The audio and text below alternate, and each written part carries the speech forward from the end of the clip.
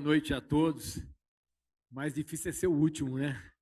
A pressão para ser rápida. Eu vou tentar ser. Então, eu queria agradecer a Eurico pelo convite. E ele me deu um desafio. Deixa eu ver aqui como é que eu troco aqui. Ele tem que...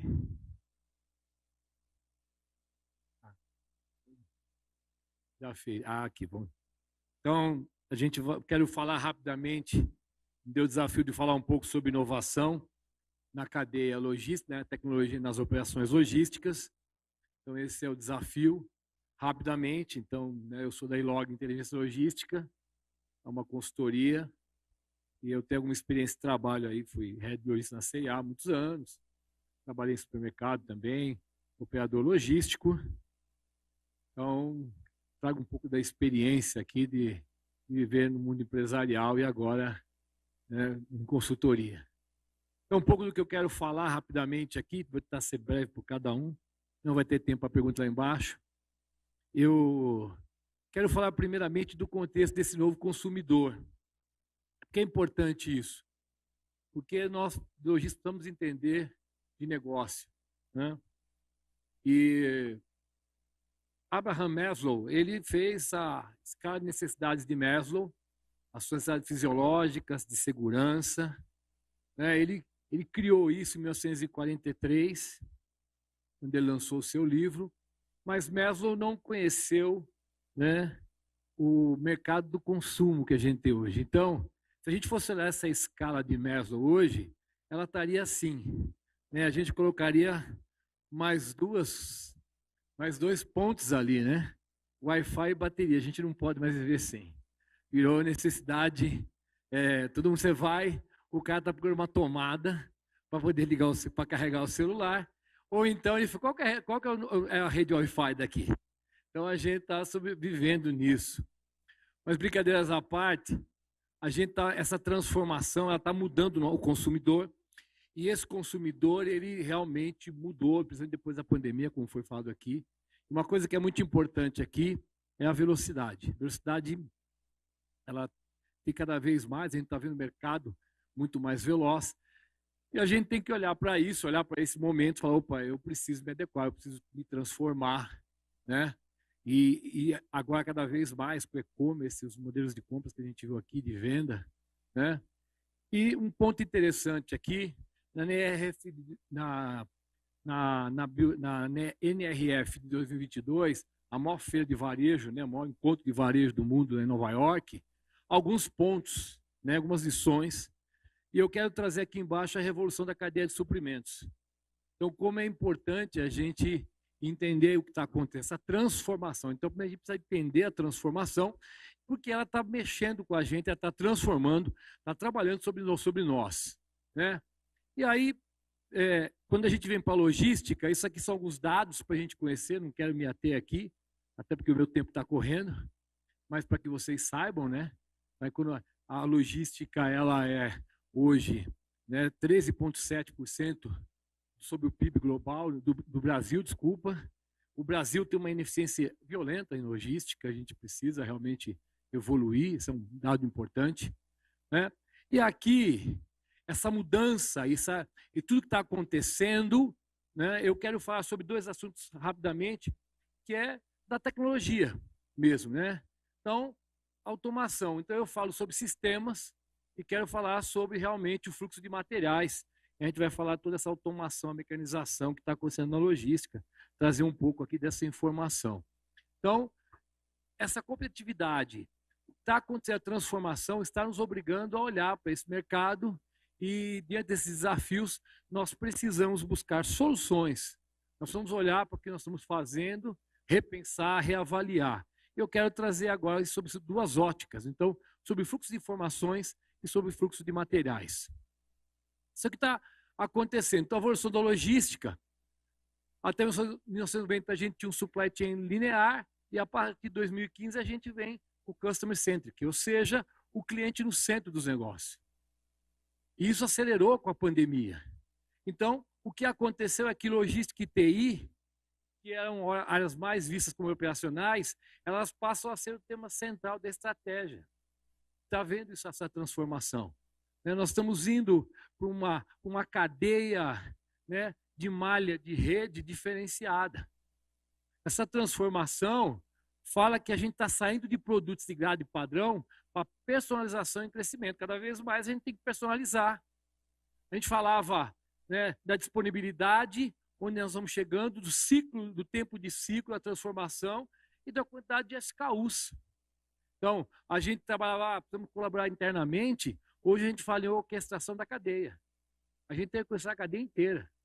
Não é só mais interno, né? A gente olha para as ferramentas que eram nesse período de WMS, TMS, são importantes, e a gente vê que tem muita empresa que ainda não tem um WMS, usa na maioria das vezes um RP como WMS, algumas funções.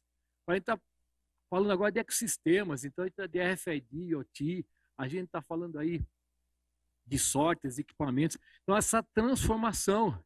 Então, a adoção dessa tecnologia, né, e da colaboração da cadeia é a transformação e faz que seja muito mais competitivo. A gente tem que ser muito mais competitivo. E não é mais isso uma questão, se eu quero ou não quero. Vai estar se tornando uma questão de sobrevivência.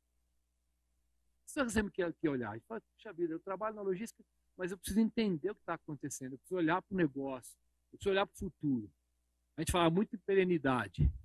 E perenidade não é olhar agora, é olhar para frente. Como é que eu estruturo a minha empresa para poder estar lá na frente. Então, esse é um ponto importante. A gente fala esse consumidor no centro tem que ser mais do que um discurso, a gente tem que pensar realmente com ele no centro dos nossos negócios. Né? E isso está trazendo um outro elemento, que é o que a gente chama de logística flexível. O que é isso, na verdade? Quais são os nossos desafios primeiro, né? Fluxo interno de produtos. A gente está vivendo um fluxo e cada vez mais número de SKUs, a transformação toda. A gente tem a questão dos volumes. São maiores. A gente vê o mercado e-commerce movimenta milhões de volumes. A gente tem as nossas gestão de estoques. Nós temos as questões de distribuição. Né? Nós temos, como falei, a velocidade, o prazo. O cliente hoje, nós somos extremamente ansiosos. A gente quer velocidade. Eu acho muito interessante porque como você entendeu isso? Você sair da sua casa, você ia comprar um negócio, você fala, por que você quer comprar na loja? Porque eu quero trazer embaixo do braço. O cara sai com uma televisão para botar em cima de um Fusca para levar para casa, não é verdade? Eu quero levar agora. Aí como você não precisa ir lá. Você compra, eu te entrego no mesmo dia. No máximo no dia seguinte. Então, a questão de prazo é uma questão, a gente vai ver aqui no slide, todo mundo olha para a velocidade. E a questão da visibilidade e informação. Então, a gente observa, né, a torre de controle, que é o que a gente está falando muito hoje, é ter informação, é dar informação. A cadeia toda. Você compra, vem lá, você comprou, foi separado para você, embarcou, vai entregar amanhã para você. E a gente hoje ansioso demais, a gente quer acompanhar isso. Então, esses são os desafios, alguns dos desafios que a gente enfrenta na nossa operação. E aqui tem essas tendências que eu queria mostrar para vocês. Então, é uma pesquisa que foi feita que fala, né, que olha, quais são os seus desafios aí? Então, recrutamento, eficiência, produtividade da mão de obra são principais desafios. Estou preocupado, produtividade, a gente fala sempre produtividade logística, né? Todo mundo está falando, eu tenho intenção de planejar para investir em automação, para ser mais competitivo, né? Então, a entrevista sempre é com esse sentido. Quando a gente vem aqui para esses 3 tópicos, apenas 60% planeja automação, a gente quer automatizar, a gente quer trazer algum tipo de sistema, ou mesmo algum tipo de automação mecanizada. Né? E as áreas que a gente quer trabalhar é implantação, tecnologia, aumento por causa do aumento do volume. Então, a gente olha para todo mundo, está querendo, mas na prática, essa pesquisa foi divulgada em 2019, e não acontece, não aconteceu. Primeiro, a gente, né, muitas vezes não vê valor. Dentro da própria empresa, a gente precisa investir em tecnologia, por quê? A própria liderança quer saber quando, como, por quê. Por que eu tenho que investir? A gente tem dificuldade de provar isso. Outra coisa, custo da mão de obra versus automação. Vale a pena mesmo? Se eu botar mais 10 pessoas, 15 pessoas, não é melhor? Principalmente quando dá crise. Quando dá crise, você detrava, para. O que você faz? Até ali não podia botar uma pessoa. Põe gente. Aí lota de gente, passa a crise. Aí a gente, esqueceu já, não vai precisar de nada. Tá certo? E você tem um problema de escassez de mão de obra. Que, na verdade, o que acontece hoje nas empresas é que o giro está muito alto. As pessoas têm que ficar, a rotatividade é muito alta. Então, começa um projeto, daqui a pouco ele sai, para o projeto, aí entra outro, o cara retoma o projeto, aí no meio do caminho o cara sai de novo, entra outro, e aí a coisa vai andando. Você vai conversar com as pessoas, a gente tem um projeto, a gente começou, parou. Então a gente vê que essa é uma situação, né, tem que ser vista, né, na questão da perenidade. Como é que eu vou estruturar a minha operação, não depender das pessoas, mas até dos processos.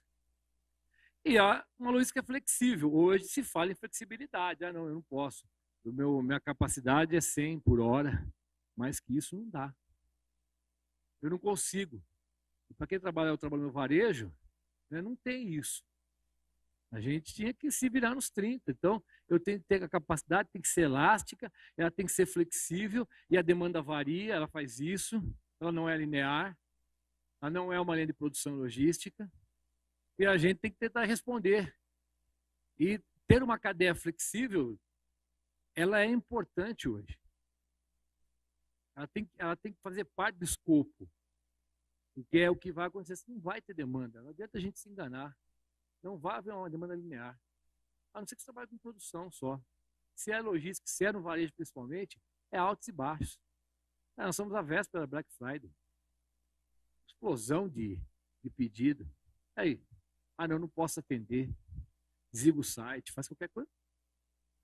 Não dá. Então, assim, nós estamos olhando para essa cadeia flexível, né? Aqui alguns elementos dessa logística que a gente fala, né? Então, aqui, como é que eu olho para a minha malha logística?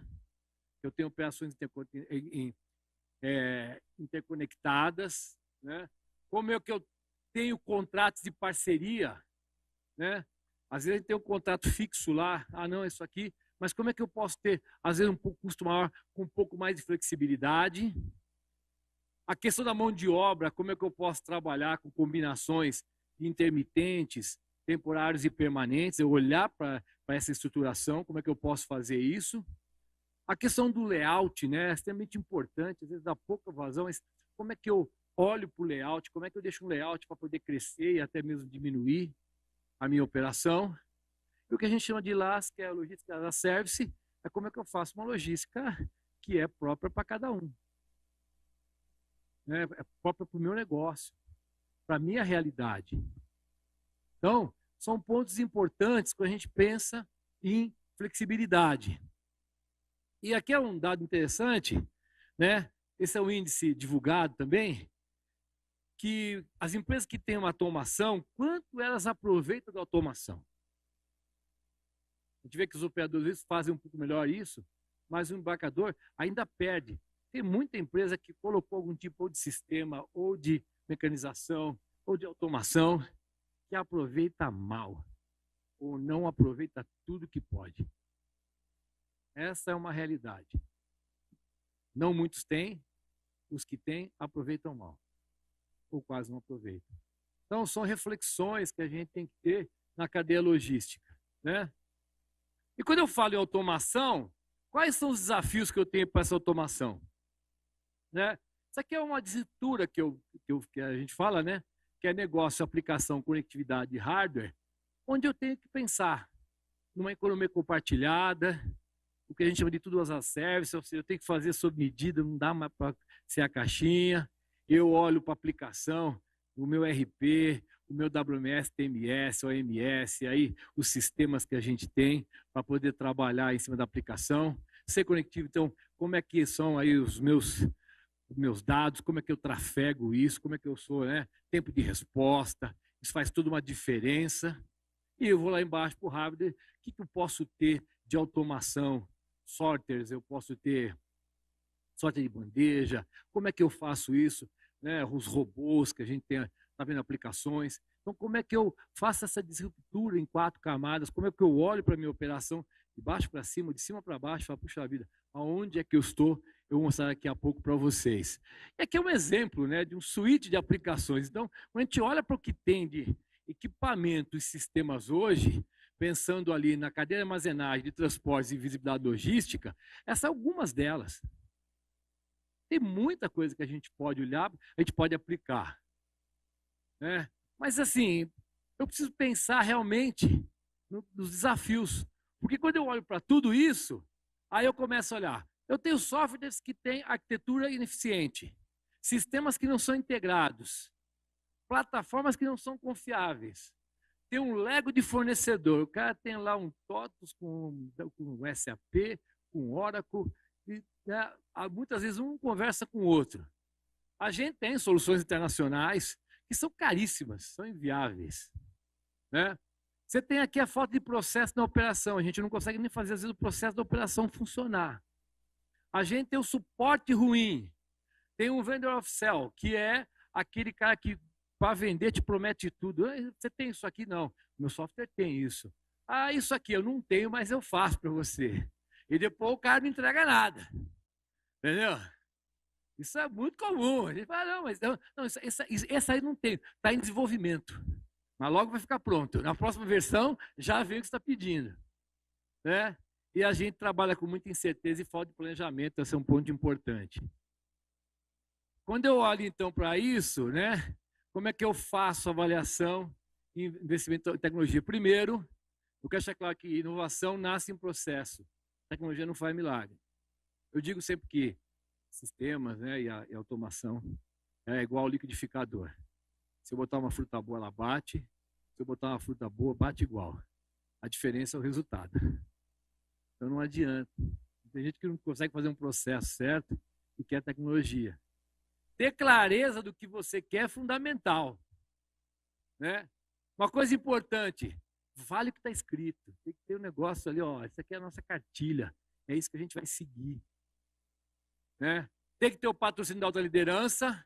Isso aqui é extremamente importante. Tem que haver uma mudança na cabeça das pessoas. Que a gente chama de change management. Então não adianta. A gente fez uma implantação de um WMS. Nós tivemos que desligar uma parte do quadro, porque trabalhava com papel. Que não aceitavam trabalhar com coletor de RF. Isso é uma coisa extremamente importante.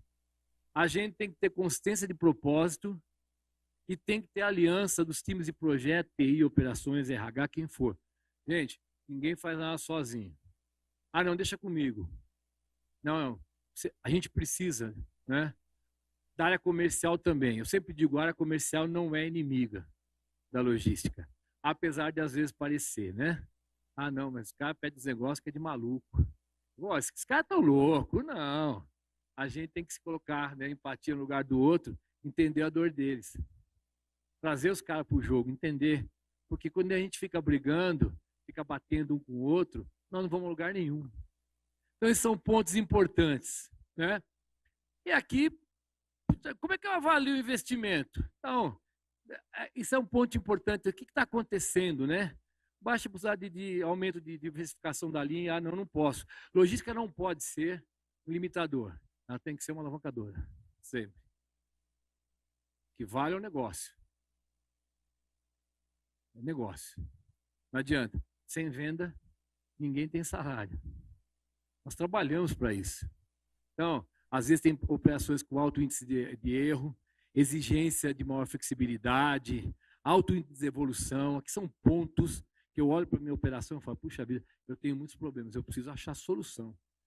Né? E é interessante, a gente na maioria das vezes, só se move quando tem dor. A dor é que nos move. É triste isso, mas é verdade. Ah, tá tudo bem, ninguém está reclamando, segue a vida. Aí quando aperta, opa, precisa achar uma solução para esse problema. Então eu tenho que olhar como está a minha operação. E aí eu sempre digo, né? Não, a gente não tem que estudar se a operação tem que ser automatizada. A gente tem que olhar por onde começar. E aí eu falo desde um WMS, um TMS, até uma automação mais pesada. Então, eu preciso olhar para dentro e falar, onde é que está meu gargalo? Né? Você tem gente demais perdendo tempo no CD. A empresa tem planos de crescimento de 2, 3, 5 anos que são altos, né? Há muito esforço da equipe em inventário. Tem que fazer contagem de estoque todo dia, porque toda hora dá furo, dá erro. Né? A velocidade que o mercado me exige, eu não consigo atender. Né? E a gente tem que ter flexibilidade, porque o que eu falei, tem para atender a demanda, eu não estou conseguindo. Então, quando eu olhar para isso, eu falo, puxa vida, não dá para ficar onde está. Eu preciso pensar em automação. Né? E a automação, né, a gente tem que estudar ela e fazer um business case. Eu sempre falo assim, ó, tem que ter business case, não dá para ir, não, vou comprar por comprar, estou precisando. Não, o business case é extremamente importante. Eu tenho que fazer, eu preciso estudar, eu tenho que orçar isso. Né? É aqui o exemplo, né, que eu sempre digo de business plan, como é que a gente faz um investimento em automação, e aí é bom, não é uma decisão solitária, tem que ter um comitê que avalia, tem que ter gente, tem que envolver as pessoas, né? Eu tenho que questionar o investimento, eu tenho que ter medição de resultado, aquilo que eu me propus, o business plan, eu cumpri, eu entreguei, não entreguei, está correndo, o cronograma está certo, estou tendo dificuldade, né? Eu tenho uma reunião de governança, né? Então, assim, a gente precisa estruturar, né? Ter um plano, tem que aprovar esse plano, tem que contratar, tem que executar, tem que medir. São mais 2 minutos. Né? Então, assim, isso é muito importante. Mas não dá para não trabalhar mais sem automação. E assim, como é que eu escolho o meu fornecedor? Quais são os critérios para. Porque senão você cai na roubada. Você investe milhões, negócio que muitas vezes não vai rodar. Porque você não fez um bom business plan. Porque você não fez uma boa avaliação. Né? E aí um pouco, né, de como eu olho para a minha situação atual, se eu não tenho nenhuma automação, se eu tenho uma automação básica, mecanizada, uma automação só de sistema, ou então uma automação avançada. Onde eu estou com a minha operação? Qual que é o meu atual momento? E para onde eu quero ir? Isso é importantíssimo quando eu penso na automação. E aí eu posso partir para uma baixa automação, média ou alta, dependendo de como eu estruturar meu plano, de como eu faço esse orçamento, o que realmente eu preciso resolver. Eu vejo a gente vê muita automação e deu furo na água porque ou ela está ociosa, está pouco aproveitada, subutilizada, ou ela tem processos automáticos junto com manuais, porque o projeto foi errado, porque não foi bem feito, porque eu não fiz etapas do processo que eu precisava ter feito. Né? E aqui só é um exemplo, né? Esse aqui é um gráfico de velocidade de alguns tipos de automação e da sua importância. Eu tenho que olhar isso. O que cai para mim? O que serve para a minha operação? E aqui alguns tipos de automação dentro das áreas de inbound, de armazenagem, de outbound. O que eu posso usar? Então, eu preciso fazer uma avaliação bem detalhada para escolher o remédio certo para o que eu tenho de problema. Isso a gente tem que ter na nossa operação. Aqui é um exemplo de benefícios quando você, né? Então, você tem aumento da produtividade, tem a redução de ruptura, e aí eu fiz ali um chart com o que aumenta e o que reduz dentro de uma operação quando você põe automação. E também tem que fazer parte do business plan. E aqui, para me fechar e repetir que meu tempo está esgotado, então, primeira coisa, nada pode parar a automação, tá bom? Então, a gente tem que ter muita clareza. Não dá para ficar para trás. A gente tem que escolher a ferramenta adequada para cada situação. Qual é o meu problema, que ferramentas eu tenho, ou que ferramenta eu tenho para resolver esse problema? Onde está a minha principal dor? Como é que eu faço isso? Cuidado com soluções muito técnicas, nem todas podem ser implantadas. Eu preciso fazer uma avaliação da prática, da realidade, do dia a dia. Por isso que é bom envolver a operação. A operação tem muitas boas soluções lá. Agora travou. Ou não? Falta só um só. Não, dois. Use soluções de tecnologia, é inevitável, não tem jeito. Não dá para ficar fora, tem que começar a pensar. Tá bom? Não dá para ficar fora. Você aí, tecnologia que não está funcionando aqui, tá? E invista em pessoas, tá certo?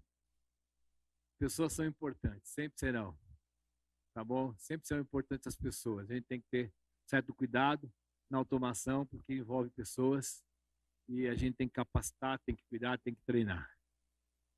Mais um enter para mim aqui. Perguntas não vai ter, pode dar enter. Mais uma.